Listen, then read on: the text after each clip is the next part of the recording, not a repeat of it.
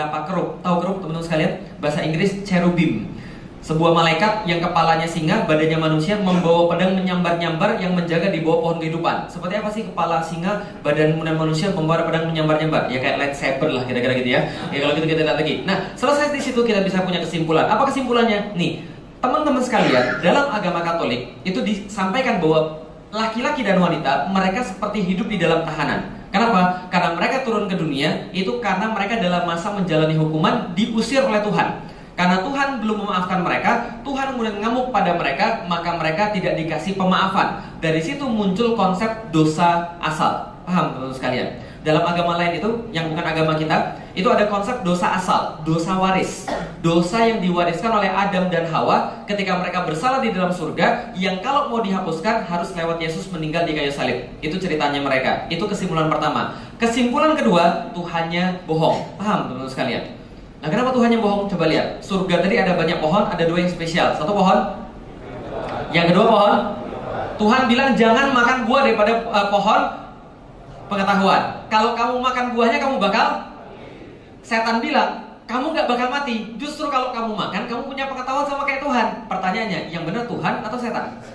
Paham teman sekalian? Mereka makan mati atau tidak? Tidak. Berarti yang benar setan atau Tuhan?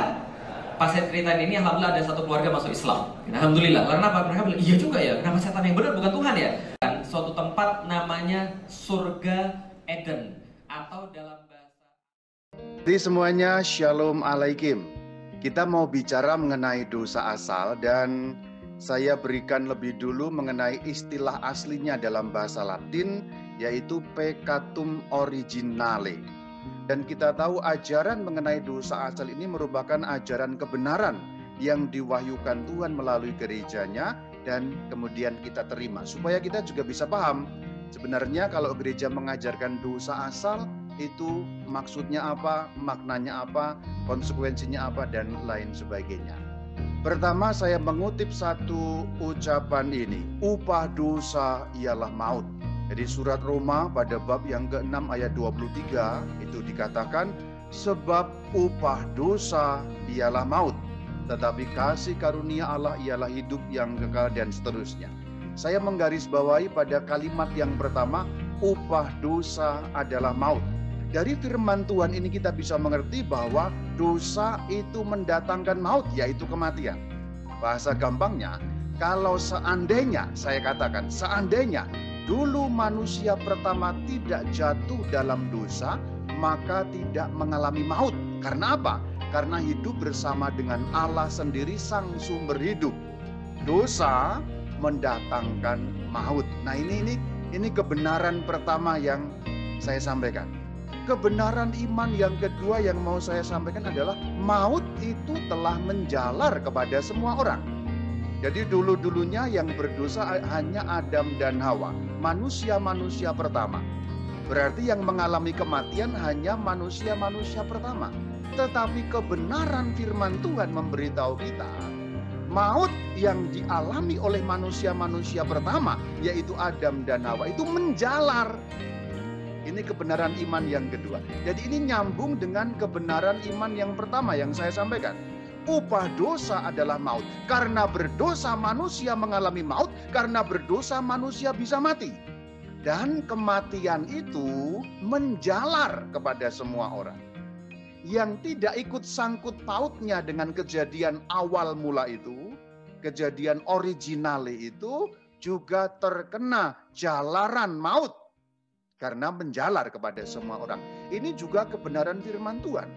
Kita tahu ini ada juga di dalam surat Roma pada bab yang kelima ayat yang ke-12.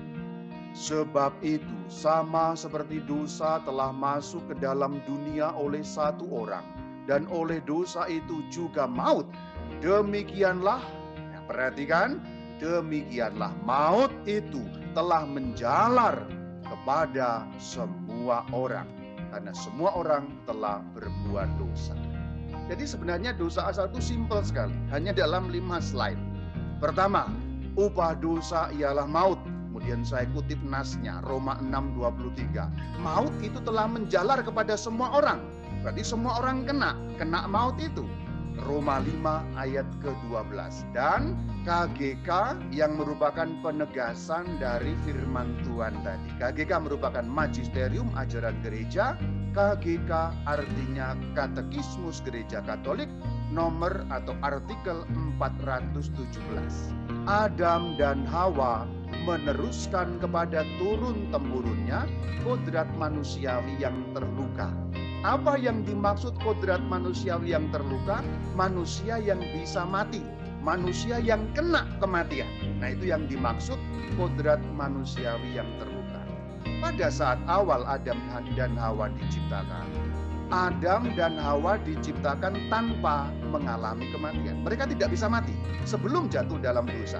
Tetapi ketika jatuh dalam dosa, istilahnya atau perlambangannya adalah kemanusiaan yang terluka, yang telah berdosa, berarti bisa mati itu. Nah, inilah yang disampaikan dalam ajaran gereja. Kemudian jadi itu maksudnya apa? Keadaan manusiawi yang bisa mati itu, yang mengalami kekurangan kekudusan dan keadilan asli. Kok disebut kekurangan? Karena berkurang. Yang tadinya utuh, Tuhan katakan dalam kisah penciptaan, dalam kitab Kejadian sungguh amat baik, yang diciptakan sungguh amat baik yaitu keutuhan ciptaan, semua baik, itu betul. Tapi karena jatuh dalam dosa yang sungguh amat baik itu kurang. Kekurangan itu yang dimaksud dosa asal. Jadi sebenarnya dosa asal itu sangat simpel. Simpelnya saya ulangi sekali lagi, upah dosa adalah maut. Jadi manusia yang sungguh amat baik karena berdosa kurang, mengalami defisit. Defisitnya itu disebut kematian. Nah, kematian itu telah menjalar kepada semua orang sampai kepada kita. Keadaan dapat mati itu, keadaan kekurangan kekudusan itu, keadaan yang sudah hilang sungguh amat baiknya itu disebut peccatum originale. Selesai. Ini bahasa Jepang jelas dan gampang untuk memahami dosa asal. Jadi sebenarnya dosa asal itu suatu keadaan, bukan perbuatan. Kita punya dosa asal, artinya kita berada dalam keadaan yang bisa mati karena maut telah menjalar kepada semua orang akibat dosa manusia pertama. Sampai di sini muncul pertanyaan, loh kok bisa Romo? Kan kita nggak bersalah Romo. Yang salah kan Adam dan Hawa. Kenapa kita mewarisi apa yang kita tidak buat? Itu simpel, saudara-saudari. Memang seperti itulah hukum alamiah. Kita lihat, saya mau gambarkan dalam bentuk gambar. Ini gampang untuk memahami. Ini saya menggunakan suatu perlambangan untuk gampang memahami dosa asal. Kita tidak membuat dosa itu, tetapi kita terkena dampaknya. Betul? Ya. Jadi dosa asal itu keadaan yang kena kepada kita. Dampak yang terkena kepada kita meskipun kita tidak membuatnya. Ini gambar apa sih Romo? Yang sebelah kiri itu gambar raja, kaisar. Yang sebelah kanan itu gambar ya katakanlah pengemis, kere gitulah ya. Saya mau menggambarkan dosa asal itu seperti ini. Kita tidak berbuat tapi terkena dampaknya. Itulah dosa asal, peccatum originale. Anggap saja ya. Papa saya itu seorang raja besar, kaisar gitu ya. Kita berandai-andai saudara-saudara ya. Papa saya, ayah saya, seorang kaisar besar, raja maharaja, raja diraja, kekayaannya luar biasa, wilayahnya luas, hebat pokoknya. Kalau saya lahir dari seorang maharaja, saya berarti lahir dalam keadaan apa? Dalam keadaan menjadi bangsawan, saya anak raja, saya ada dalam kemewahan, saya ada dalam kekuasaan, saya ada dalam kehebatan. Karena apa? Lahir dari seorang kaisar. Bayu anak kaisar, maka terlahir sebagai anak kaisar. Saya juga mewarisi semua yang ayah saya punya. Tapi sekarang bayangkan, ternyata ayah saya yang kaisar itu gegabah. Dia menantang semua raja, kan sudah damai-damai padahal. hidup damai, ada hubungan diplomatik bagus. Tetapi raja-raja di sekitar itu dan juga termasuk raja-raja yang jauh ditantang-tantangin semua. Semua diserang, semua dihancurkan. Tetapi ternyata mereka mengeroyok ayah saya dan kerajaan ayah saya itu hancur. Ditaklukkan raja-raja yang lain karena sifatnya yang gegabah itu, yang kurang perhitungan, yang karena kesalahannya itu kerajaan hancur. Akhirnya terusir dari kerajaan, lari sebagai buronan, jatuh miskin menjadi seorang kere. Nah, di tengah keadaan papa saya yang kere itu saya lahir. Meskipun dulunya ayah saya kaisar, tapi dalam keadaan kere itu saya kemudian lahir. Saya anak kaisar atau anak kere? Saya anak kere tentu saja. Salahnya siapa? Salahnya papa saya. Saya bersalah atau tidak? Saya tidak punya kesalahan. Tetapi dampak dari perbuatan ayah saya itu terkena pada saya. Jika dulu ayah saya adalah raja di raja, tetap di situ saya lahir sebagai anak raja di raja. Tapi karena dia bersalah, hancur kerajaan, jatuh miskin jadi kere, saya lahir sebagai anak yang kere. Itulah gambaran dosa asal. Kita tidak berbuat tapi kita kena dampaknya. Dampaknya itu apa? Maut. Maut telah menjalar karena maut adalah upah dosa. Selesai saudara-saudari. Simple dosa asal itu, peccatum originale. Jadi sangat simple kalau dijelaskan menggunakan bahasa Jepang. Anda kalau mendengarkan sampai di sini, Anda sudah tahu seperti apa dosa asal. Selanjutnya, kalau Anda mau ngikutin selanjutnya, Anda masih akan tahu lebih dalam landasan-landasan Alkitabiahnya dan landasan-landasan tradisi suci serta magisterium gereja. Sekarang saya menggunakan bahasa yang lebih dalam, Alkitabiah dan landasan dari ajaran gereja. Pertama kita akan bicara mengenai apa itu dosa. Dosa itu apa? Untuk mengerti dosa, KGK 386 menjelaskan bahwa supaya mengerti apa sebenarnya dosa, orang lebih dulu harus memperhatikan hubungan mendalam antara manusia dan Allah. Jadi dosa itu terkait dengan relasi, berarti dosa itu relasional. Karena ada hubungan Allah dan manusia, maka ada dosa. Dosa hanya dapat dimengerti ketika ada hubungan manusia dengan Allah. Dan manusia dengan Allah itu kan sejak semula ada hubungan. Berarti dosa itu kerangkanya adalah hubungan dua pihak antara Allah dan manusia ini. Itu kerangka dosa. KGK 387 mengatakan dosa adalah penyalahgunaan kebebasan.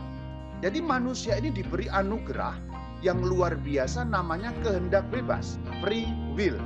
Manusia sudah diberi kebebasan dan sudah diberi ukuran-ukuran. Kan sebenarnya sejak semula sudah ada ukurannya oleh Tuhan.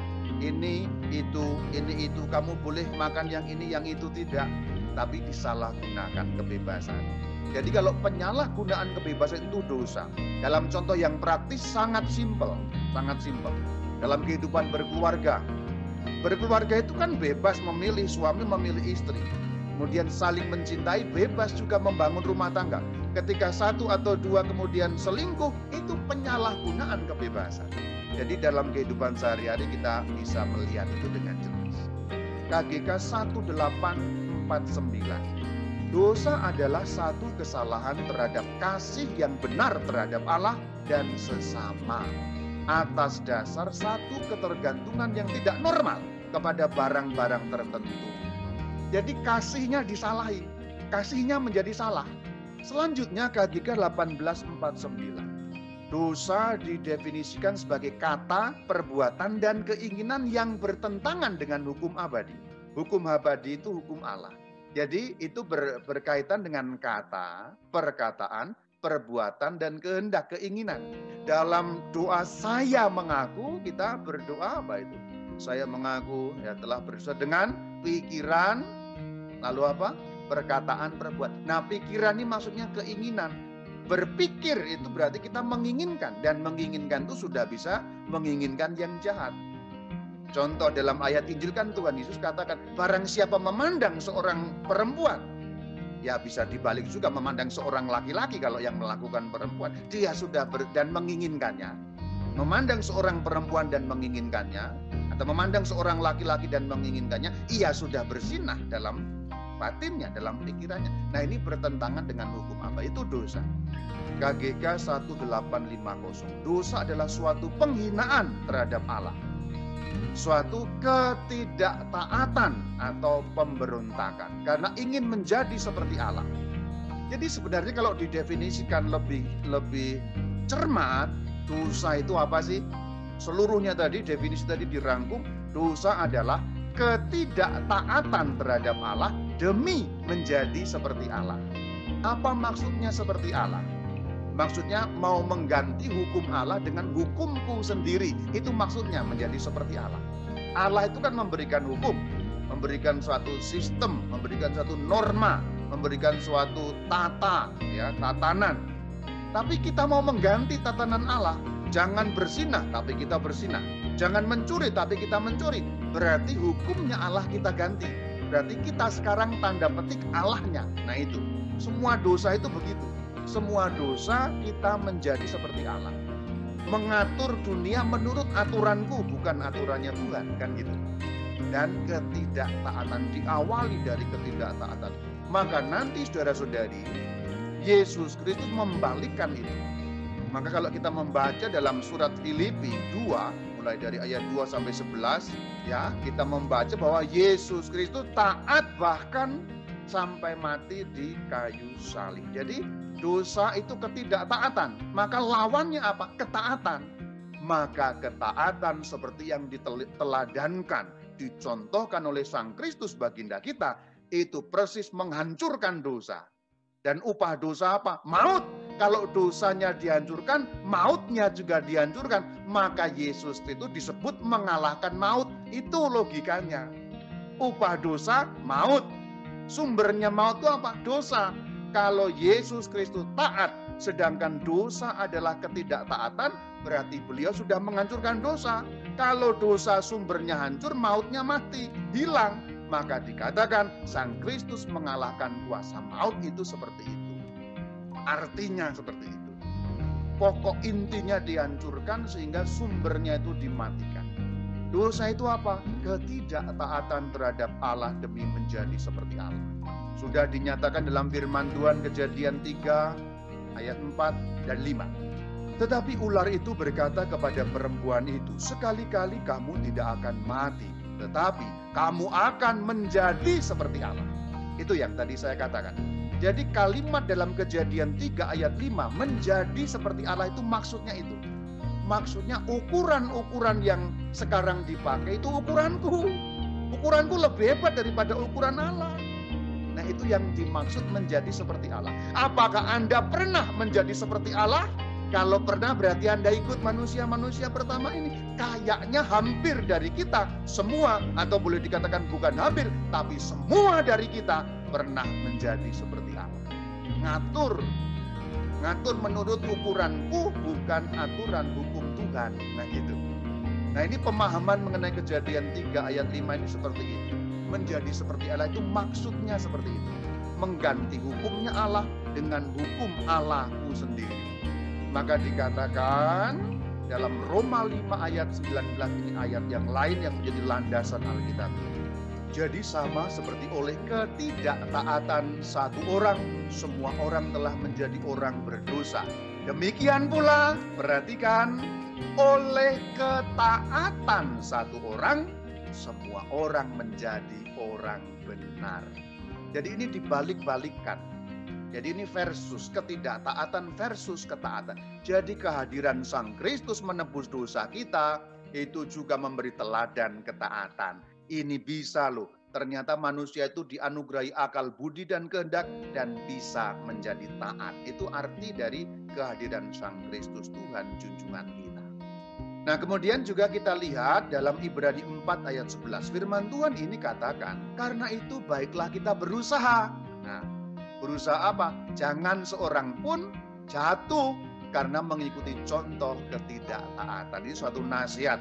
Firman Tuhan memberi keterangan kepada kita, berusahalah, gampangnya gitu, jangan sampai jatuh, jangan ikut contoh ketidaktaatan. Ketidaktaatan yang dimaksud apa? Dosa. Dosa itu apa? Ingin menjadi seperti Allah. Nah itu. Dan dalam KGK 1850 dikatakan dosa itu penghinaan kepada Allah. Ada ayatnya, Romo ada. Landasannya dari Roma 2 ayat 23. Engkau bermegah atas hukum Taurat. Mengapa engkau sendiri menghina Allah dengan melanggar?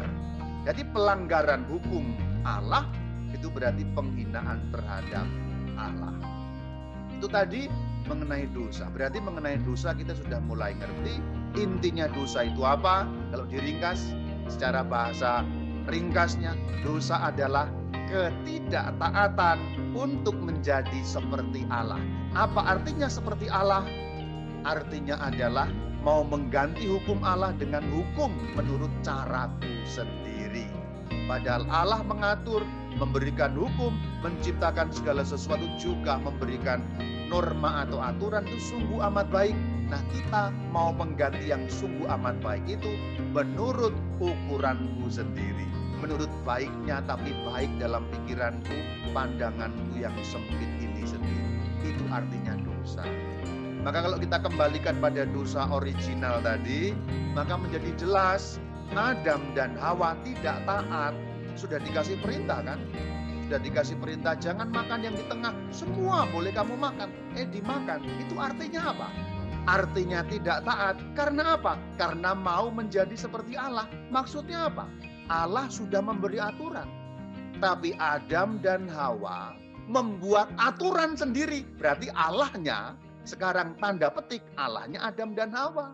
Dia menempatkan atau mereka menempatkan diri mereka menjadi lebih tinggi daripada Allah. Harusnya mereka kan percaya. Allah memberi perintah seperti itu. Maksudnya apa? Maksudnya demi kebaikan mereka tentu saja. Allah haruslah dipercaya dalam hal itu supaya ada kebaikan yang terjadi pada diri mereka. Itulah yang dimaksud dengan kebaikan yang Allah sampaikan dalam hukumnya yang dikatakan sungguh amat baik. Sungguh amat baik itu termasuk sistem-sistem yang diciptakan Allah itu. Termasuk perintah jangan makan yang di tengah itu yang disebut sungguh amat baik itu. Ketika itu dilanggar, yang sungguh amat baik hancur. Nah, itulah dosa.